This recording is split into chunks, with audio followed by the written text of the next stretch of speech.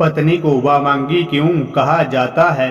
पत्नी को वामांगी कहा गया है जिसका अर्थ होता है बाएं अंग का अधिकारी। इसलिए पुरुष के शरीर का बायां हिस्सा स्त्री का माना जाता है। पत्नी को वामांगी क्यों कहा जाता है? इसका कारण यह है कि भगवान शिव के बाएं अंग से स्त्री की उत्पत्ति हुई है, जिसका प्रतीक है शिव का अर्धनारीश्वर शरीर। यही कारण है कि हस्तरेखा विज्ञान की कुछ पुस्तकों में पुरुष के दाएं हाथ से पुरुष की और बाएं हाथ से स्त्री की स्थिति देखने की बात कही गई है। कहा जाता है कि स्त्री पुरुष की वामांगी होती है, इसलिए सोते समय और सभा में सिंदूरदान, दिव्यागमन, आशीर्वाद ग्रहण करते समय और भोजन के समय स्त्री पति की बाईं ओर रहना चाहिए। इससे शुभ फल की प्राप्ति होती है। वामांगी होने के बावजूद भी कुछ कामों में स्त्री को दाईं ओर रहने की बात शास्त्र कहता है।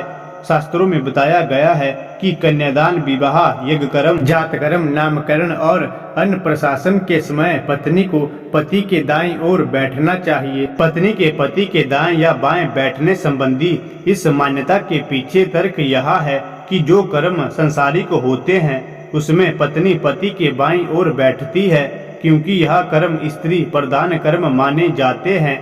यज्ञ, कन्यादान, विवाह, यह सभी काम परलौकिक माने जाते हैं और इन्हें पुरुष प्रधान माना गया है।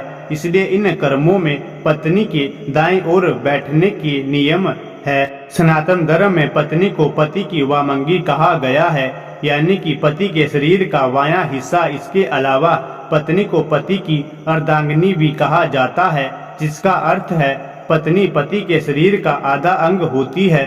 दोनों शब्दों का सार एक ही है, जिसके अनुसार पत्नी के बिना पति अधूरा है। पत्नी ही पति के जीवन को पूरा करती है, उसे खुशहाली प्रदान करती है, उसके परिवार का ख्याल रखती है और उसे वही सभी सुख सुविधा प्रदान करती है जिसके वह योग्य है। पति पत्नी का रिश्ता दुनिया भर में बेहद महत्वपूर्ण बताया गया है।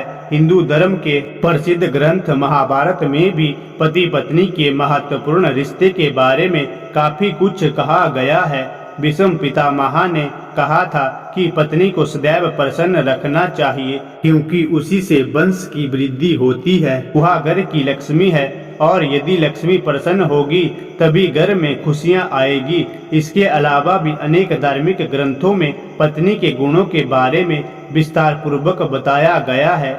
गरुड़ पुराण में पत्नी के जिन गुणों के बारे में बताया गया है, उसके अनुसार जिस व्यक्ति की पत्नी में ये गुण हो उसे स्वयं को भाग्यशाली समझना चाहिए। कहते हैं पत्नी के सुख के मामले में देवराज इंद्र अति भाग्यशाली थे। इसलिए गरुड़ पुराण के तथ्य यही कहते हैं। गरुड़ पुराण में पत्नी के गुणों को समझने वाला एक श्लोक मिलता है, यानी जो पत्नी गृह कार्य में दक्ष है, जो प्रियवादिनी है, जिसके पति ही प्राण है और जो पति प्राणाय है, वास्तव में वही पत्नी है। गृह कार्य में दक्ष से तात्पर्य है वह पत्नी जो घर के काम काज संभालने वाली हो, घर के सदस्यों का आदर सम्मान करती हो, बड़े से लेकर छोटों का भी ख्याल रखती हो।